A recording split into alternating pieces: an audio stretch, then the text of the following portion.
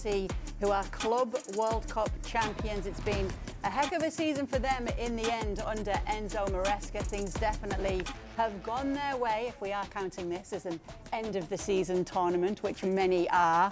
We have Alexis and Mark Ogden at the stadium for us. Frank Leboeuf is joining us as well, but let me start with you, Craig, because we were not expecting that from Chelsea tonight, were we? Well, I heard a great line from the commentator at the end of this game. It was, this is the pinnacle of, what was the terminology, Shaq?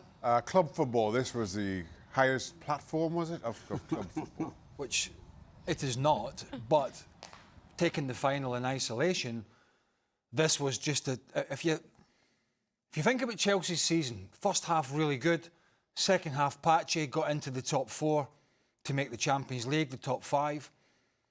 This, you could argue, for 45 minutes, was their best performance of this elongated season. Paris Saint-Germain's 65th game, Chelsea's 64th game, so a long slog. And maybe that was the difference for Paris Saint-Germain in the end. They had done all the hard work. They won the French League. They won the Champions League. They've been very good in this competition. But if we're giving Chelsea some credit here, and I think we have to, that 45 minutes, if they can bottle that 45 minutes and take that into the Premier League with consistency, you know, pressing, aggression, football, getting Cole Palmer onto the ball, getting Reece James in the middle of the park to allow Enzo Fernandez to go forward. And I think the most important piece of the jigsaw, and we've seen this very, very early on, and it's always when you go to a new club, just brilliant to start your career at a new club, as brightly and with as much quality as João Pedro has. We all knew he was a good player at Brighton. We all know he's got an immense talent. But what's he going to bring to Chelsea? What's he going to bring that's going to make them different, to challenge Arsenal, to challenge Liverpool, to challenge Man City? And I think in a very small sample size in a blue jersey, we have seen what João Pedro can bring to this Chelsea squad. Quality, movement, and not just that, but a couple of times he dropped off in the first half into the middle of the park and deeper. And we talked about this. He's not just a guy that stands in the number 9 position like a bit of a statue waiting for the ball to come. He drifts around. And a couple of things he did in the first half that you may not have noticed, when he dropped off, controlled it and volleyed the ball over the top into the space for runners, I thought was absolutely brilliant, and he is going to be a tremendous signing. It looks like he's going to be the solution. I know you've had some high praise for him already, Stevie.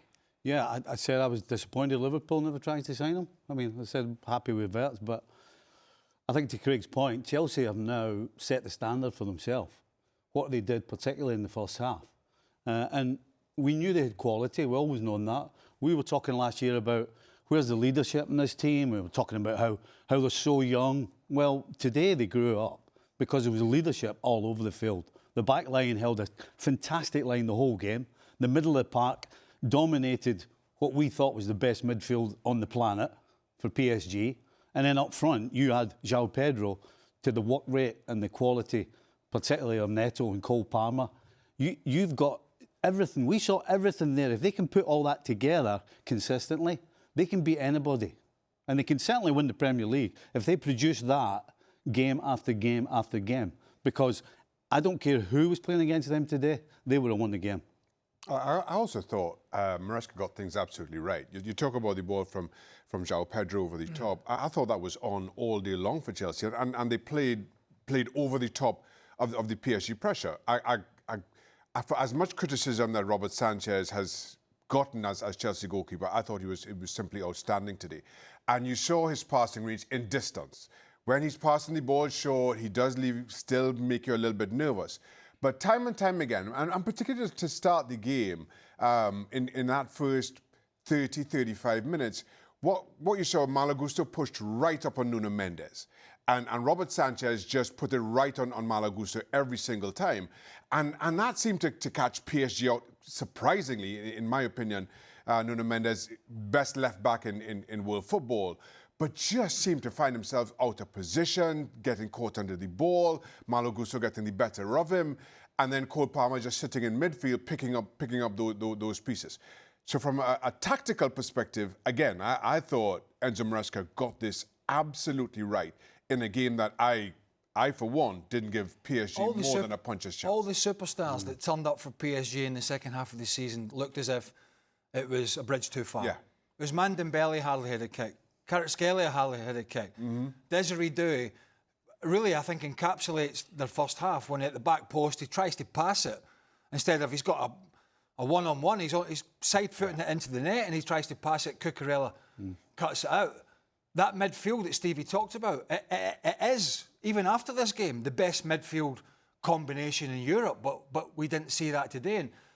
And maybe that was tiredness, and maybe it was all those games, or maybe it was just because it meant a bit more to Chelsea, and they pressed and they harassed, and they were excellent. But to Shaq's point, Nuno Mendes, you could argue, has been the best left-back second half of the season in world football, and he goes missing for 2 of the goals. So it was kind of one of those days for PSG. Listen, would they swap this performance now with a performance against Inter Milan, where they won 5-0 in the Champions League, and a competition that actually matters, no matter what FIFA will tell you and all the razzmatazz? You're looking at me. You're looking at me.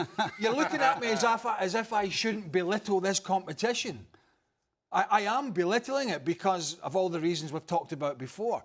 That being said, what Chelsea did, you know, and listen, if Chelsea lose the first 6 games of the season, Enzo Maresca will probably get the sack. So the Club World Cup means diddly squat in that sense. But what it does give him is an opportunity to say to his players, do you see what we did in the summer in this competition? Do you see how we combated the European champions? If we can just somehow take that after whatever rest they're getting and take that into the Premier League season, as Stevie said, if they can do that, I think we could have a 4-way battle at the top of the Premier League for a proper title race. I mean, if they can somehow take that forward. And just briefly, the other thing I liked was not just the João Pedro thing, but the ability to bring Liam Delap on as a battering ram, and I'm not being disrespectful, but as a battering ram at the end of the game, amongst other stuff, to come on when defenders are a little tired and they're a little frustrated, he came on and just ruffled a few feathers. I thought that was a great card to be able to play for Maresca. Frank, you were obviously very excited with what you saw tonight. Are you as excited as the guys are potentially for the season ahead for Chelsea here? I am, but there's going to be a big pressure for them because after showing us what they're capable of doing and playing against the best team in the world, according to everybody, all the legitimate people, it's a big performance, and he put the level upper than we would thought. And as the guys say, they can be contenders if they carry on playing like that. Because, you know, we're going to talk about the Paris Saint-Germain, what went wrong, but the first thing we went wrong is the club that they played against. And Chelsea were absolutely perfect everywhere. Shaka mentioned Robert Sanchez. Robert Sanchez had a hell of a game because in like 2-3 occasions he saved. Maybe if Doué would have tried to shoot instead of trying to find the ball when it was nearly, it would have been a different game. But overall, there is nothing to complain about. Malo Gusto was able to cope with Kvaratskhelia and Mendes at the same time, with the help of his teammates as well. At the back, they were strong. In the middle of the park, Enzo Fernandez and Caicedo and James were above the 3 Paris Saint-Germain midfielder who are considered the best in the world. And at front, I mean, Palmer, he was flying, that guy. And we can already feel that with João Pedro, there is already something going on. So, yes, it's a green light for the next season. But let's see how it works, because there's going to be a different competition, a different time, and we know that the other contenders will be ready to fight against Chelsea. See, Frank, we're not always negative about Chelsea, are we? You and I. No, never. We're only negative when it's normal. No matter what they say, and when we go to Alexis and Ogden, if he says it's hot in New Jersey, if this English guy from the Northwest says it's hot one more time, we'll cut the feed. Yeah, one more thing. Sorry, Kay, about that. We have to congratulate Maresca. The tactic that he made and he put on today was absolutely perfect to counter Paris Saint-Germain's skills. I mean, on the flanks, how they worked together, that was so nice to see it. they put the poison on Paris Saint-Germain. And the other team will have to know exactly what happened to do the same, to play against Paris Saint-Germain. It was impossible for Paris Saint-Germain to react against that Chelsea. It says a lot about their performances, so congratulations, Mr. Maresca. Okay. We've gone too far. Alexis and Mark, how hot is it in New Jersey? No, I'm just kidding, guys.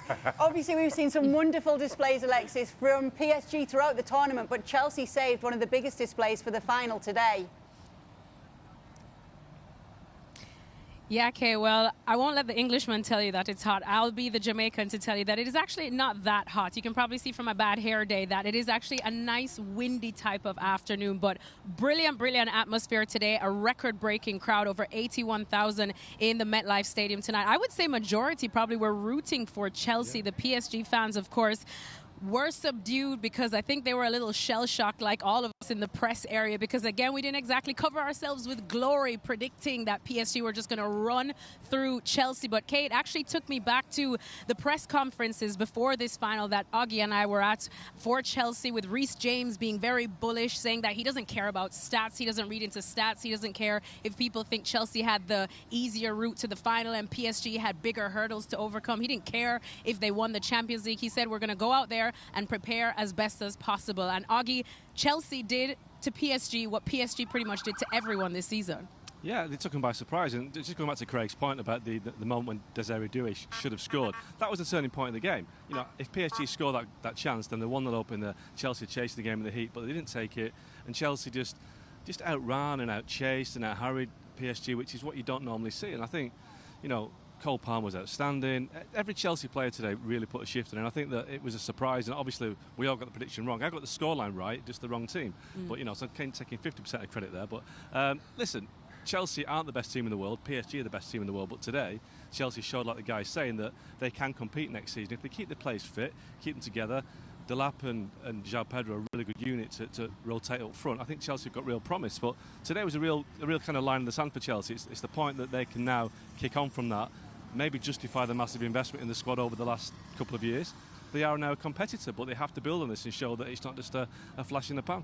Well, on Friday, Enzo Maresca told us about how much he loves watching chess, because you have to think of it up here and then plot your next move anytime the rival makes a move against you. And you love that line as well. What did you think of his tactics? Well, putting Reece James in the team to kind of stifle the midfield, I thought that was a big moment, because, you know, they risked being outnumbered in midfield. If it was just, you know, I thought Caicedo was excellent, but Caicedo and Fernandes on their own wouldn't have been able to cope. So, giving credit for doing that, we kind of criticised Maresca at times for the way that he has a deliberate way of playing, but he changed it up, and I think, you know, fair credit to him. He really made the tactics work. You know, PSG didn't really change anything. PSG were disappointed, and their frustration came out at the end when, you know, Jean Neves was sent off for the Cucurella incident, and then after the game we saw the fisticuffs, shall we say. Yes, exactly. It ended on a bit of a sour note, Kay, when we saw Luis Enrique get involved there with João Pedro. But overall, a big afternoon for Chelsea.